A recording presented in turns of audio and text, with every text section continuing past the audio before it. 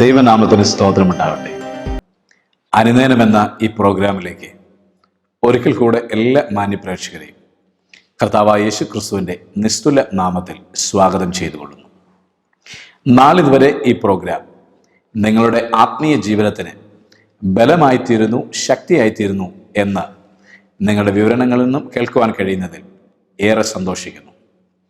കർത്താവിൻ്റെ കൃപ വീണ്ടും എല്ലാ മാന്യപ്രേക്ഷകരുടെ മേലും പകരപ്പെട്ട് നിങ്ങൾ കർത്താവിൽ നിലനിൽക്കുവാൻ സർവശക്തൻ കൃപ ചെയ്യുമാറാകട്ടെ എന്ന് ആശംസിക്കുകയാണ്. ചില സന്ദർഭങ്ങളിൽ നാം വല്ലാതെ ആവാറുണ്ട്. വ്യാധി നിമിത്തം, രോഗനിമിത്തം, കഷ്ടപ്പാട് നിമിത്തം, ചുറ്റുപാടുള്ള മനുഷ്യരുടെ നമ്മോടുള്ള പ്രതികരണ നിമിത്തം ചിലപ്പോഴെങ്കിലും നാം വശംവദരായി തീരാറുണ്ട്. അങ്ങനെയുള്ളവർക്ക് ആത്മാവിൽ ഒരു കുളിർമഴ പെയ്യുവാൻ ഇന്നത്തെ വചനശ്രവണം കാരണമായി തീരട്ടെ എന്ന പ്രാർത്ഥനയോടെ ദൈവവചനത്തിലേക്ക് കടക്കുകയാണ്. ഇന്നത്തെ നമ്മുടെ സവിശേഷമായ ചിന്തയ്ക്ക് ആധാരമായി നമുക്കേറെ സുപരിചിതമായിരിക്കുന്ന സങ്കീർത്തന പുസ്തകങ്ങളിൽ നിന്നും ഒരു ഭാഗം മാന്യപ്രേക്ഷകർക്കായി ഞാൻ വായിച്ചു കേൾപ്പിക്കുന്നു.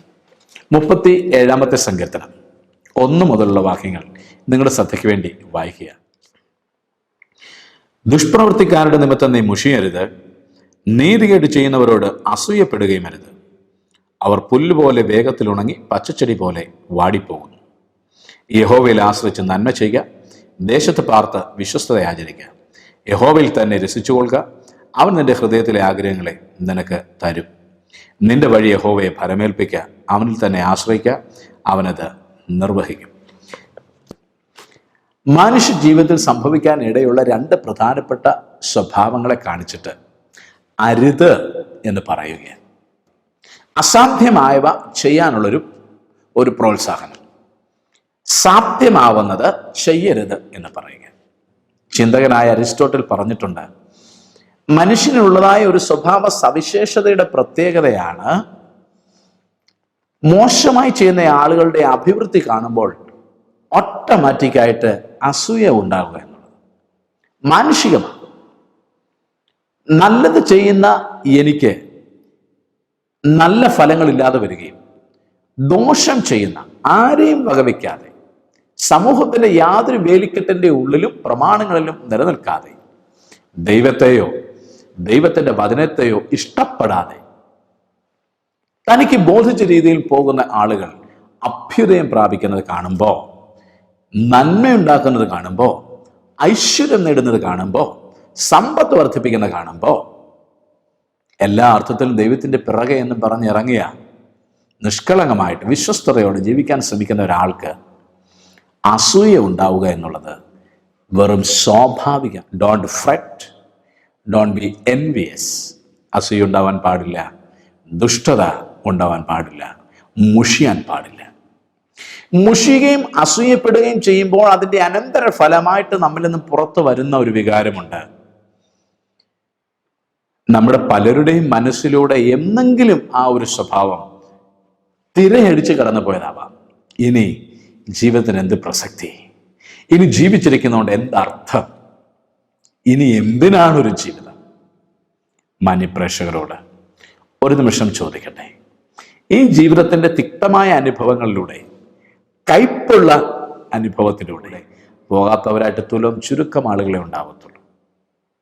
അതുകൊണ്ട് മുഷിയണ്ട, അസൂയപ്പെടേണ്ട. ദൈവം എന്താഗ്രഹിക്കുന്നു അതിലേക്ക് എത്തിപ്പെടാനുള്ള ഒരു വലിയ ആഗ്രഹം ഹൃദയത്തിൻ്റെ അടിത്തട്ടിൽ നിന്നും ഉണ്ടാവട്ടെ. ഒരു കൈപ്പുസ്തകം ഇലക്ട്രോണിക് ഉപകരണത്തിന്റെ ഒപ്പം ലഭിക്കുമ്പോൾ ഡൂസ് ആൻഡ് ഡോൺസ് കൊടുത്തിട്ടുള്ളത് പോലെ, ഒരു പുതിയ രാഷ്ട്രത്തെ ഒരു ടൂറിസ്റ്റ് സെന്ററിൽ നമ്മൾ ചെല്ലുമ്പോൾ, ഒരു മ്യൂസിയത്തില് അല്ലെങ്കിൽ ഒരു സൂവിലൊക്കെ നമ്മൾ ചെല്ലുമ്പോൾ അതിനുള്ളിൽ പ്രവേശിക്കുമ്പോൾ ഡൂസ് ആൻഡ് ഡോൺസ് കൊടുത്തിരിക്കുന്നത് പോലെ ഒരു കൈപ്പുസ്തകം തരികയാണ്. ദൈനംദിന ജീവിതത്തിൽ മുഷിയാൻ പാടില്ല, അസൂയപ്പെടാൻ പാടില്ല. മാന്യമിത്രങ്ങളെ, ദൈവവചനം കേൾക്കുമ്പോൾ ദൈവവചനം വളരെ ശക്തമായിട്ട് എതിർക്കുന്ന, മുന്നറിയിപ്പ് നൽകുന്ന ഒരു ഭാഗമാണ്. ഒരിക്കലും മുഷിയാൻ പാടില്ല, അസൂയപ്പെടാൻ പാടില്ല. സകല ദോഷത്തിനും മാത്രമേ അത് കാരണമാവത്തുള്ളൂ. മറ്റുള്ളവരുമായിട്ട് താരതമ്യം ചെയ്യാൻ പോകേണ്ട കാര്യമില്ല. നീ നിന്റെ ജീവിതത്തെ ദൈവത്തിന്റെ സ്വഭാവമായിട്ട് താരതമ്യം ചെയ്യണം. നിന്നെ തിരഞ്ഞെടുത്ത, നിന്നെ ആക്കി വെച്ച, നിന്നെ നിയോഗിച്ചിരിക്കുന്ന ദൈവവുമായിട്ട് ആ ദിവ്യ സ്വഭാവത്തിന് കൂട്ടാളിയാകാൻ എനിക്ക് കഴിയുന്നുണ്ടോ?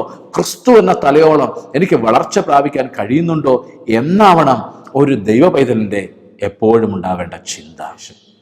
അടുത്ത വേദഭാഗത്തിലേക്ക് വരുമ്പോൾ അതിൻ്റെ ഒരു മറുവീക്ഷണം നമുക്കവിടെ കാണിച്ചു തരികയാണ്. എന്താണ് ദൈവാശ്രയ ബോധമുള്ള ഒരു വ്യക്തി ചെയ്യേണ്ടത് എന്നാണ് പറഞ്ഞിരിക്കുന്നത്. യഹോവയിൽ ആശ്രയിച്ച് നന്മ ചെയ്യുക, ദേശത്ത് പാർത്ത് വിശ്വസ്തത ആചരിക്കുക. Trust in the lord. വിശ്വസ്തത ആചരിക്കണം. രസകരമാണ് ആ പദത്തിന്റെ അർത്ഥം. ഫെയ്ത്ത് ഫുൾനെസ് എന്നാണ് കൊടുത്തിരിക്കുന്നത്. ഫെയ്ത്ത് അധികം ഫുൾ അല്ലെങ്കിൽ ഫുൾനെസ് എന്നൊക്കെ പറയും. ഫെയ്ത്ത് എന്ന് പറഞ്ഞാൽ വിശ്വാസം എന്നാണ്. അതിൻ്റെ ഒപ്പം അത് നിറഞ്ഞു നിൽക്കണം. ഈ ഫുൾനെസ് എന്ന് പറയുമ്പോൾ അബ്സല്യൂട്ട് ഫുൾനെസ് ആണ്, തികഞ്ഞ നിറവാണ്. ഒരു മനുഷ്യൻ വിശ്വസ്തൻ എന്ന് പറയുന്നത് എങ്ങനെയാണ്? ആ മനുഷ്യനിൽ ഞാൻ അർപ്പിക്കുന്ന വിശ്വാസം അയാളിൽ നിറഞ്ഞു കാണുന്നു. എപ്പോഴും വിശ്വസിക്കാം, എന്തിലും വിശ്വസിക്കാം. ഈ ഒരു അവസ്ഥയാണ്. ദേശത്ത് പാർത്ത് വിശ്വസ്തത ആചരിക്കണം. എന്ത് കാര്യത്തിലാണെന്ന് തുടർന്നുള്ള ഭാഗങ്ങളിൽ വളരെ വ്യക്തമായിട്ട് സംക്ഷേപിച്ചിട്ടുണ്ട്. എന്തിലാണ് വിശ്വസ്തത ആചരിക്കേണ്ടത്? ദൈവത്തിൽ ആശ്രയിക്കുന്നതിൽ വിശ്വസ്തനായിരിക്കണം. ദൈവത്തിന് നമ്മെ ഒരു കാര്യം വിശ്വസിച്ച് ഏൽപ്പിക്കാൻ ആ വിശ്വാസം നമ്മൾ നിറഞ്ഞു തുളുമ്പി നിൽക്കണം. അതിനെ നമുക്ക് ഫെയ്ത്ത്ഫുൾനെസ് എന്ന് പറയാൻ പറ്റുള്ളൂ. അപ്പൊ ഡോൺസ് പറഞ്ഞതിന് ശേഷം ഡൂസിലേക്ക് വരികയാണ്. എന്ത് ചെയ്യണം? നീ ദൈവത്തിൽ ആശ്രയിക്കണം.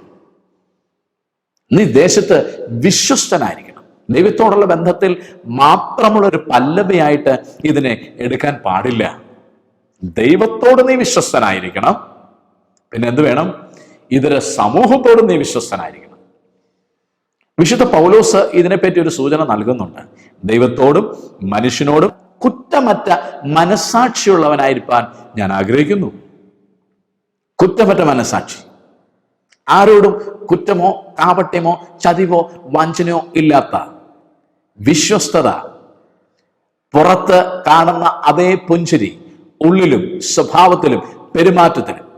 പുറം ലോകത്ത് നാം മറ്റൊരുവനെ പറ്റി എന്ത് പറയുന്നു അത് തന്നെ രഹസ്യമായി അയാളെ പറ്റി ചിന്തിക്കുമ്പോഴും, നമ്മുടെ കുടുംബാംഗങ്ങളുമായിട്ട് ചിന്തിക്കുമ്പോഴും സംസാരിക്കുമ്പോഴും എന്ത് പൊതുവിൽ പറഞ്ഞോ അത് തന്നെ ആവർത്തിക്കുന്നു.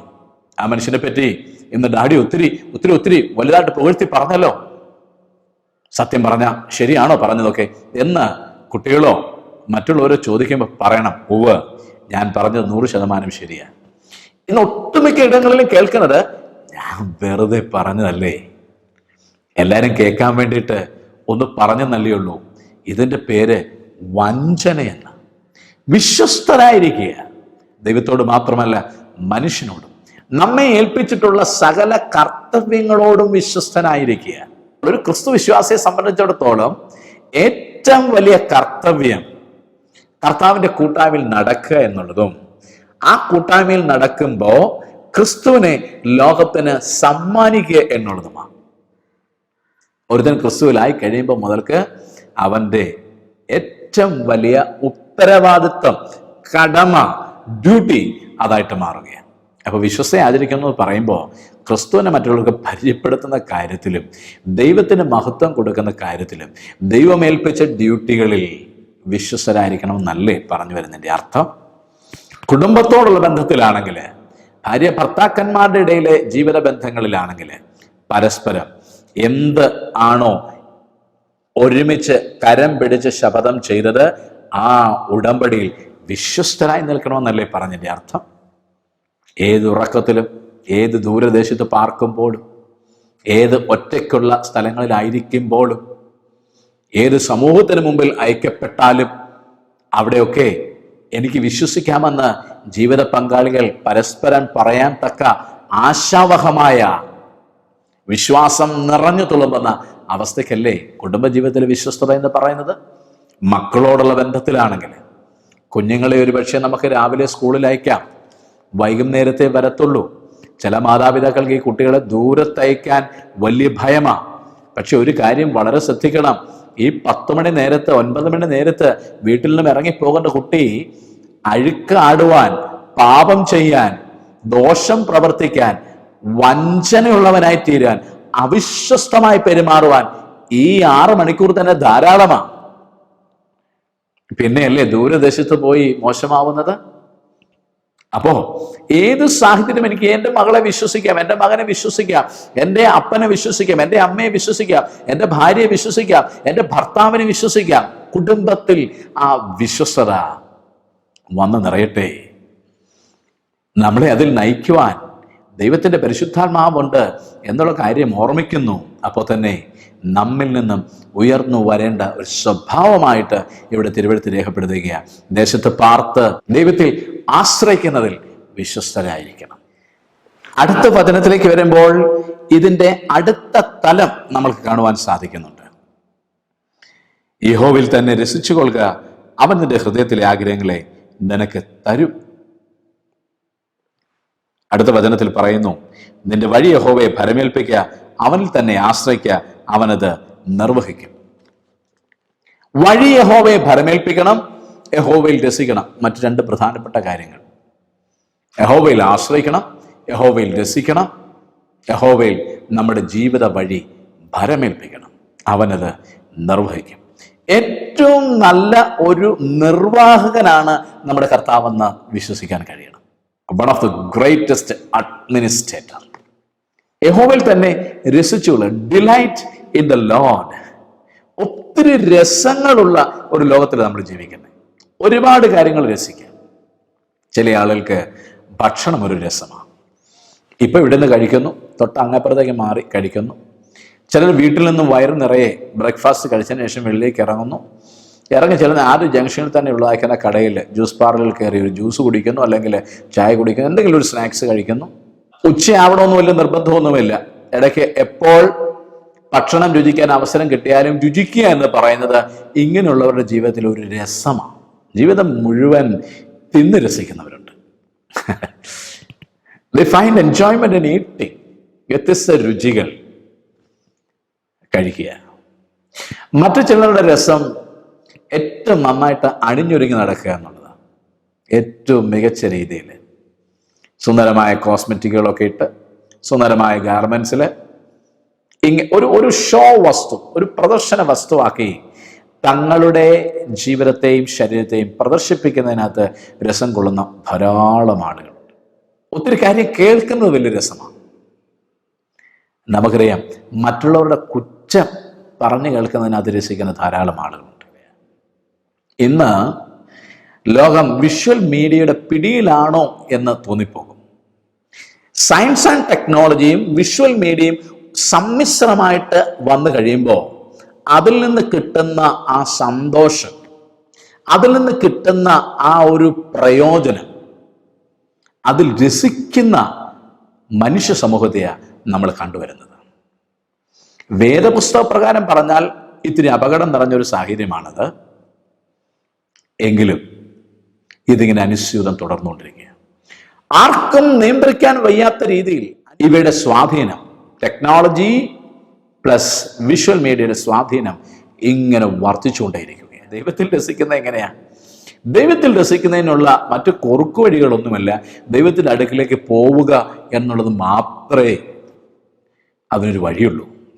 അതാണ് ഞാൻ പറഞ്ഞ 2 പ്രധാനപ്പെട്ട സംഭവങ്ങളെ നിങ്ങൾക്ക് കൊണ്ടുവരുമ്പോൾ ഏറെക്കുറെ ഈ കാര്യം വ്യക്തമാകും.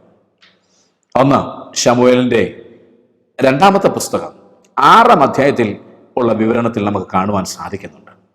ദൈവത്തിന്റെ നിയമപ്പെട്ടകം ഓബേദ് ഏദോമിന്റെ വീട്ടിൽ നിന്നും കൊണ്ടുവരികയാണ്. വിവിധങ്ങളാകുന്ന വാദിത്രങ്ങളോടുകൂടി ഒരു കൂട്ടം സംഗീതജ്ഞർ പാട്ടുകൾ പാടി യഹോവയുടെ നിയമപ്പെട്ടകം തെളിക്കുന്ന പുരോഹിതന്മാരുടെ മുൻപാകെ പോയിക്കൊണ്ടിരിക്കുന്നു. ഇവരുടെ ഇടയിലേക്ക് ഈ നിയമപ്പെട്ടകം ദാവീദിന്റെ നഗരത്തിലേക്ക് കൊണ്ടുവരണമെന്നും അതിന് ഒരു കൂടാരമുണ്ടാക്കി ഒരു ദൈവാലയം പണിയണമെന്നുമുള്ള വലിയ ആഗ്രഹവുമായിട്ടാണ് ദാവീദ് എന്ന രാജാവ് ഇപ്പോൾ ഈ പണിക്ക് പുറപ്പെട്ടിരിക്കുന്നത്. ആ മനുഷ്യൻ ഒരല്പം കഴിഞ്ഞു ദൈവത്തിന്റെ സാന്നിധ്യം ഇറങ്ങുന്ന അതിപരിശുദ്ധ സ്ഥലത്തെ അതിപ്രധാന ഉപകരണങ്ങളൊന്നായ നിയമപ്പെട്ടകം. വളരെ പ്രസിദ്ധമാണ്. നിയമപ്പെട്ടകത്തിന്റെ ഉള്ളിൽ ആലേഖനം ചെയ്തിരിക്കുന്നതിൽ ഏറ്റവും പ്രധാനപ്പെട്ട വസ്തുത യഹോവയുടെ വിരലുകളാൽ എഴുതപ്പെട്ട് കൊടുത്തതായ കൽപ്പലകൾ, ദൈവത്തിന്റെ പ്രമാണം, ദൈവത്തിന്റെ നിയമം, അതിനെ സൂക്ഷിച്ചു വെച്ചിരിക്കുന്നതായ ഒരു പേടകം. ഉള്ളിൽ ന്യായപ്രമാണം ഉല്ലേഖനം ചെയ്യുമ്പോൾ പുറത്തെന്താ സംഭവിക്കുന്നത് അറിയാമോ? സമാഗമന കൂടാരത്തിന്റെ ഏറ്റവും പുറത്തെ ഭാഗമായിരിക്കുന്ന പ്രാകാരത്തിൽ, ഔട്ടർ കോർട്ടിൽ യാഗമർപ്പിക്കുമ്പോ ദൈവത്തിന്റെ ഷെഖേന ഇറങ്ങി വരുന്നത് ഈ നിയമത്തിന്റെ പെട്ടകത്തിന്റെ മീതെ വെച്ചിരിക്കുന്ന കൃപാസനം എന്ന ആ സ്ഥലത്തേക്കാണ്. 2 കെരൂബുകൾ ചെറുക് വിരിച്ച് മുഖാമുഖമായി അടിപ്പ് പണിയായി തങ്കം കൊണ്ട് പണികഴിപ്പിച്ച് അതിന്റെ മീതെ, നിയമപ്പെട്ടകത്തിന് മീതെ വെച്ചിരിക്കുന്ന ഈ സ്ഥലത്തേക്ക് ദൈവത്തിന്റെ തേജസ് ഇറങ്ങി വരികയാണ്. ഒരു ഇസ്രായേലിനെ സംബന്ധിച്ചിടത്തോളം, ഒരു യഹൂദനെ സംബന്ധിച്ചിടത്തോളം ദൈവത്തിന്റെ സാന്നിധ്യത്തെ എങ്ങനെയെങ്കിലും അറിയണമെങ്കിൽ അതിനുള്ള ഏകമാത്ര കാരണം ദൈവത്തിന്റെ സാന്നിധ്യം ഇറങ്ങി വരുന്ന വിശുദ്ധ കൂടാരത്തിലേക്ക് ചെല്ലുക എന്നുള്ളതാണ്. അങ്ങനെ ഈ നിയമപ്പെട്ടവും എടുത്തുകൊണ്ട് കടന്നു വരുന്ന ദൈവത്തിന്റെ സാന്നിധ്യം ഇറങ്ങുന്ന ആ മനോഹരമായ ഉപകരണവുമായി കടന്നു വരുമ്പോ ദാവീദ് സ്വയം മറന്നു, സ്വയം ത്യജിച്ചു. ഇതര സംഗീതജ്ഞരുടെ ഒപ്പം പാട്ട് പാടുകയും നൃത്തം ചെയ്യുകയും ചെയ്തുകൊണ്ട് അദ്ദേഹം തന്റെ രാജനഗരത്തിലേക്ക് വരുമ്പോ സ്വന്തം ഭാര്യ മീഖൽ കിളിവാതിൽക്കളിലൂടെ രാജാവിനെ കണ്ടു. ആകെ മോശം തോന്നി, ആകെ ദേഷ്യം തോന്നി. രാജാവിനെ എതിരേറ്റ് എന്നതിന് ശേഷം പറയുന്നു പരിഹാസ ഭാഷയിൽ, ഇന്ന് ഇസ്രായേലിലെ രാജാവ് തന്നെത്താൻ തൻ്റെ പ്രജകളുടെ മുൻപിൽ തന്നെത്താൻ അനാവൃതനാക്കിയത് എത്ര മഹത്വമുള്ള കാര്യമാണ്. ഒരു നെഗറ്റീവ് സെൻസിലാണ് പറയുന്നത്. ഈ വലിയ കാര്യമായിപ്പോയി, വലിയ അച്ചീവ്മെന്റ് ആയിപ്പോയി. ഇങ്ങനെ പാടുകയും ചാടുകയും തുള്ളുകയും ചെയ്യുന്ന രാജാവാണെന്ന് ഓർക്കണം. പദവി മറന്ന് പാടില്ല, പൊസിഷൻ മറന്നാകരുത്. എന്തൊക്കെ വീക്ഷണങ്ങൾ വേണമെങ്കിലും, എത്രയൊക്കെ വിശേഷണങ്ങൾ വേണമെങ്കിലും അതിന് കൊടുക്കാം. ദാവീദ് അവളോട് മറുപടിയായിട്ട് ഒറ്റ പദമേ പറഞ്ഞുള്ളൂ. ഒരു വാചകത്തിൽ ദാവീദിന്റെ മറുപടി ഒതുങ്ങി. താൻ പറയുകയാ, മീഖൽ, നിന്റെ അപ്പനായ ശൗൽ രാജാവിനെ ഈ ഇസ്രായേലിന്റെ രാജസിംഹാസനത്തിൽ നിന്നും വലിച്ചിറക്കി കളഞ്ഞിട്ട് കേവലം ഒരു ഇടയച്ചക്കനായ എന്നെ ഈ സിംഹാസനത്തിലേക്ക് ഉയർത്തിയ എൻ്റെ യഹോവയുടെ നാമത്തിന് മുൻപിൽ ഞാൻ ഇനിയും പാടും, ഞാൻ ഇനിയും നൃത്തം ചെയ്യും, ഞാൻ അവന്റെ സാന്നിധ്യത്തിൽ ഞാൻ രസിക്കും. I delight in the Lord. ഈ ആശയം പ്രദർശിപ്പിച്ച, വാക്കുകളിലൂടെ പ്രകടിപ്പിച്ച അതേ മനുഷ്യൻ തന്നെ എഴുതി വെച്ചിരിക്കുകയാണ്, യഹോവയിൽ തന്നെ രസിച്ചുകൊള്ളണം. അദ്ദേഹത്തോട് വ്യക്തിപരമായിട്ട് ചോദിക്കാൻ സമയമുണ്ടായിരുന്നെങ്കിൽ ചോദിക്കാം, മിസ്റ്റർ ഡേവിഡ്, എന്താണ് അങ്ങേക്ക് പറഞ്ഞു തരുവാനുള്ളത്? പ്രിയപ്പെട്ട കുഞ്ഞുങ്ങളെ, സഹോദരങ്ങളെ, ഒന്ന് മാത്രമേ പറയാനുള്ളൂ. എൻ്റെ ദൈവമായ യഹോവയിൽ രസിച്ചു എന്നുള്ളത് മാത്രമാ എന്നിലുണ്ടായിരുന്ന നന്മ. സമയം കിട്ടുമ്പോഴൊക്കെ ദൈവത്തിന് വേണ്ടി പാടാൻ, സമയം കിട്ടുമ്പോഴൊക്കെ അവന്റെ മുമ്പിൽ വന്നിരിക്കാൻ, സമയം കിട്ടുമ്പോഴൊക്കെ അവനെ പ്രകീർത്തിക്കാൻ, എപ്പോഴൊക്കെ എൻ്റെ ആയുസ്സിൽ അവസരം ലഭിച്ചോ അന്നേരമെല്ലാം അവന്റെ അത്യുന്നതി ഉയർത്തി അവന് മുമ്പിൽ നൃത്തം ചെയ്യാൻ, എൻ്റെ രാജ്യത്വം മറന്ന്, കുടുംബം മറന്ന്, പദവികൾ മറന്ന് ദൈവത്തിൽ രസിക്കാൻ ഞാൻ ശ്രമിച്ചത് മാത്രമാണ് എൻ്റെ ജീവിതത്തിലെ നന്മയുടെ കാരണം. ശമൂവേലിന്റെ 2-ാം പുസ്തകം 7-ാം അധ്യായത്തിൽ വരുമ്പോ ഇങ്ങനെ തന്നെ വിസ്തരിച്ച തൻ്റെ ഭാര്യയുടെ പോലും മുൻപിൽ മറുപടി കൊടുത്ത് ദൈവത്തെ തള്ളിപ്പറയാതെ ദൈവത്തിൽ രസിക്കാൻ ശ്രമിച്ച മനുഷ്യനോടുള്ള ഒരു മറുപടി യഹോവയെ ദൈവം അവിടെ കൊടുക്കുന്നുണ്ട്. നീ ഇത് ചെയ്യുന്നത് കൊണ്ട്, നീ എനിക്കൊരു ദേവാലയം ആഗ്രഹിക്കുന്നത് കൊണ്ട്, ഇന്ന് മുതൽ ഇസ്രായേൽ രാജ്യത്ത് ദാവീദേ, നിന്റെ ഗൃഹം സ്ഥിരമായിരിക്കും, നിന്റെ രാജ്യത്വം തലമുറയോളം സ്ഥിരമായിരിക്കും. കേവലം രാജാവാകണമെന്നും ആഗ്രഹിച്ചതല്ല, വന്ന് രാജാവായി. അതുകൊണ്ട് ഇനി മാന്യമായിട്ട് ജനത്തെ ഭരിക്കണം, ഒപ്പം ഇവിടെ എന്നെ എത്തിച്ച ദൈവത്തെ സ്തുതിക്കണമെന്ന ഒരു ചെറിയ ചിന്തയുണ്ടായിരുന്നുള്ളൂ. അവൻ്റെ ഹൃദയത്തിലെ ആഗ്രഹത്തെ ദൈവം അങ്ങ് കോൺക്രീറ്റ് ചെയ്ത് കൊടുത്തു, സ്ഥിരമാക്കി കൊടുത്തു. നിലനിന്നോളൂ, ഞാനതിനെ സാധ്യമാക്കി തരും. നിന്റെ ഹൃദയത്തിലെ ആഗ്രഹത്തെ ഞാൻ നിനക്ക് തരും. 2-ാമത്തെ സംഭവം ശിഷ്യന്മാരുടെ ജീവിതമായിട്ട് ബന്ധപ്പെട്ടാണ്.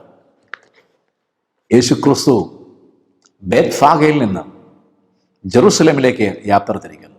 ഒരു റോയൽ റൈഡ് നമുക്ക് പറയാവുന്ന, എന്ന് വിശേഷിപ്പിക്കപ്പെടാവുന്ന ആ രാജകീയ യാത്ര.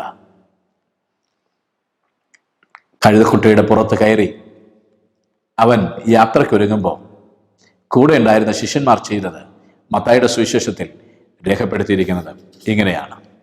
മത്തായിയുടെ സുവിശേഷം 21:7 മുതൽ 9 വരെയുള്ള ഭാഗത്ത് അത് വളരെ വ്യക്തമായിട്ട് രേഖപ്പെടുത്തിയിരിക്കുകയാണ്. എന്താ അവിടെ കാണുന്നത്? ബേത്ഫാഗയിൽ നിന്നും കഴുതക്കുട്ടിയുടെ പുറത്ത് കയറി യേശു യാത്ര തിരിക്കുമ്പോൾ തൻ്റെ ശിഷ്യന്മാർ, തൻ്റെ കൂടെ ഉണ്ടായിരുന്ന പ്രിയപ്പെട്ടവർ തങ്ങളുടെ വസ്ത്രങ്ങളെ ആ കഴുതക്കുട്ടിയുടെ മുമ്പിൽ വിരിച്ചു. പുറം ഗൗണും അങ്കിയും ഒക്കെ വിരിച്ചു മുൻപോട്ട് നീങ്ങുകയാണ്. ഇനി എന്തോന്ന് കൊണ്ട് വഴിത്താരെ അലങ്കരിക്കണം? അവരോരോരുത്തർ അടുത്ത് കണ്ട ഒലിവ് മരങ്ങളുടെ മുകളിലേക്ക് കയറി അതിൻ്റെ ചില്ലകൾ വെട്ടി താഴെ ആ കഴുതയ്ക്ക് നടന്നു പോകുവാൻ വഴിയിൽ അലങ്കരിച്ചു കൊടുത്തു. അവരുറക്കെ പാടുകയാ, ദാവീദ് പുത്രന് ഓസന്ന, ദൈവത്തിന്റെ നാമത്തിൽ വരുന്നവൻ വാഴ്ത്തപ്പെടട്ടെ. ഇങ്ങനെ പാടിക്കൊണ്ട് ഈ പദയാത്ര, ഈ വിജയഭേരിയുടെ യാത്ര നേരെ ജെറുസലേം ദേവാലയത്തിലെത്തി. അവരുടെ ആനന്ദത്തിന് അന്തരീക്ഷം മാത്രമാണ്, ചക്രവാളം മാത്രമാണ് അതിര്. അവരുടെ പാട്ടിന്, അവരുടെ ശബ്ദത്തിന്, അവരുടെ ആനന്ദത്തിന് പരിധിയില്ല. അൺലിമിറ്റഡ് ആയിട്ട് അവർ ദൈവത്തെ സ്തുതിച്ചുകൊണ്ട് നിൽക്കുകയാണ്. ദേവാലയത്തിലെത്തിയപ്പോൾ പുരോഹിതന്മാരും ശാസ്ത്രിമാരും ഈ വാക്കുകളെ കേട്ടിട്ട് നീരസപ്പെട്ടു. വല്ല പ്രയോജനമുള്ള കാര്യമാണോ? ശുദ്ധ അസംബന്ധമല്ലേ? Utter nonsense. അല്ലതെന്താ പറയുക? ഇതൊക്കെ പറയുമ്പോൾ അവർ വിചാരിച്ചത് യേശു തൻ്റെ ശിഷ്യന്മാരെ അടക്കണമെന്നാണ്. യേശു പറഞ്ഞു, ഇവരാർത്തില്ലെങ്കിൽ ഈ കല്ലുകൾ ആർക്കും. ദേവാലയ ഭിത്തി മെനഞ്ഞിരിക്കുന്ന ഈ കല്ലുകൾ ആർക്കും. അല്ല, ശാസ്ത്രിമാരുടെ പ്രത്യേകത ദൈവവചനത്തെ എഴുതി സൂക്ഷിക്കുക എന്നുള്ളതാണ്. പലതിനും തങ്ങളുടേതായിട്ടുള്ള വ്യാഖ്യാനം കണ്ടെത്തുന്നതും അവര് ഒരു തൊഴിലാക്കിയിരുന്നു. എഴുതി കുറിക്കുക, സംരക്ഷിക്കുക. വചനത്തിന്റെ സംരക്ഷകരെന്ന് പറയുന്നവരെ ഒരു കാര്യം ചോദിക്കട്ടെ, ഞാൻ ശിശുക്കളുടെയും മുല കുടിക്കുന്നവരുടെയും വായിൽ ബലം നിയമിച്ചെന്ന ഒരു ഭാഗം കണ്ടില്ലേ? എന്താ പറഞ്ഞതിന്റെ അർത്ഥം? നിങ്ങൾ ഒരിക്കൽ പോലും ഇത് രേഖപ്പെടുത്തിയിരിക്കുന്ന 8-ാം സങ്കീർത്തനം വായിച്ചിട്ടില്ലെന്നാണ്, എഴുതി സൂക്ഷിച്ചിട്ടില്ലെന്നാണ് പറഞ്ഞതിന്റെ അർത്ഥം. സ്തംഭിച്ചു പോയി അവര്. എന്താ കർത്താവ് പറഞ്ഞത്? ശിശുക്കളുടെയും മുല കുടിക്കുന്നവരുടെയും വായിൽ ബലം നിയമിച്ചു എന്ന് എഴുതിയിരിക്കുന്നു. ശരാശരിയിൽ താഴെയുണ്ടാകുന്ന ശിഷ്യന്മാർ, പഠിപ്പില്ലാത്തവർ, ജ്ഞാനമില്ലാത്തവർ, സമ്പത്തില്ലാത്തവർ, തങ്ങൾക്കാകുന്ന ഭാഷയിൽ തങ്ങളുടെ മുഴുവൻ എടുത്ത് തങ്ങൾക്കുണ്ടായിരുന്നതെല്ലാം വഴിയിൽ വിരിച്ച് യേശു കയറിയ ആ കഴുതയ്ക്ക് വഴി നിരത്തി. അവരെ നോക്കി പറയുകയാ, നിർബുദ്ധികളായിരിക്കാം, നിരാലംബരായിരിക്കാം, ദരിദ്രരായിരിക്കാം, പക്ഷെ ഇവരുടെ ഈ പാട്ടിന് ശത്രുവിനെയും പകയനെയും, ദൈവത്തെ ആദ്യം മുതൽക്ക് പകച്ചു വരുന്ന സാത്താനെ, അവൻ ഉപയോഗിക്കുന്ന എല്ലാത്തരം ഉപകരണങ്ങളെയും വസ്തുക്കളെയും വ്യക്തികളെയും സംവിധാനങ്ങളെയും നിശബ്ദരാക്കുവാൻ ഉള്ള കരുത്ത് ഇവരുടെ ഈ സ്തുതിഗീതത്തിനുണ്ട്. പ്രിയ ദൈവവേദലേ, മുഷിഞ്ഞു പോകരുത്, അസൂയപ്പെടരുത്. പറയുന്നവർ അങ്ങനെയും ഇങ്ങനെയും പറയട്ടെ. നിന്റെ പാട്ട് നിർത്തും, നിന്റെ സ്തുതി നിർത്തും, നിന്റെ ആരാധന നിർത്തും, നിന്റെ ശുശ്രൂഷ നിർത്തും, ഭീഷണി വരട്ടെ. അസൂയപ്പെടരുത്. പകരം എന്താ ചെയ്യേണ്ടത്? ചെയ്യേണ്ട കാര്യം പറയുക, യഹോവയിൽ തന്നെ ആശ്രയിക്കണം. ദേശത്ത് പാർക്കുമ്പോൾ വിശ്വസ്തനായിരിക്കണം. യഹോവയിൽ തന്നെ രസിച്ചോളണം. എന്തുമാത്രം അതൃപ്തിയും അസ്വസ്ഥതയും രൂക്ഷമാകുന്നോ അത്രമാത്രം താങ്കളുടെ സ്തുതി ഉയർത്തിക്കൊണ്ടിരിക്കണം, രസിക്കണം. Find enjoyment or delight in the lord. കർത്താവിൻ്റെ കൂടെ ഇരിക്കുന്നത്, കർത്താവിൻ്റെ സാന്നിധ്യം കാണുമ്പോൾ, കഴുതക്കുട്ടിയുടെ മീതെ കയറുന്ന യേശുവിൻ്റെ, തങ്ങളുടെ നടുവിലേക്ക് വന്ന ദൈവോത്തരന്റെ തിരിച്ചറിവ് അവരിൽ സന്തോഷഭരിതരാക്കി. അവന്റെ മുമ്പിൽ സ്തുതിഗീതം പാടുന്നത്, അവന്റെ മുമ്പിൽ തങ്ങളുടെ വസ്ത്രം ഇരിക്കുന്നത് അവർക്ക് രസമായി മാറി.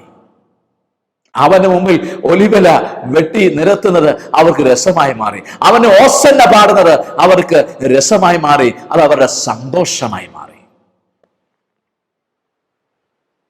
കർത്താവിൻ്റെ വാത്സല്യ ശിഷ്യൻ ശീമോൻ ഒരിക്കൽ യേശുവിനോട് പറഞ്ഞു, കർത്താവേ, ഞങ്ങൾ സകലതും വിട്ട് നിന്നെ അനുഗമിച്ചു, ഞങ്ങൾക്ക് എന്തോ കിട്ടും.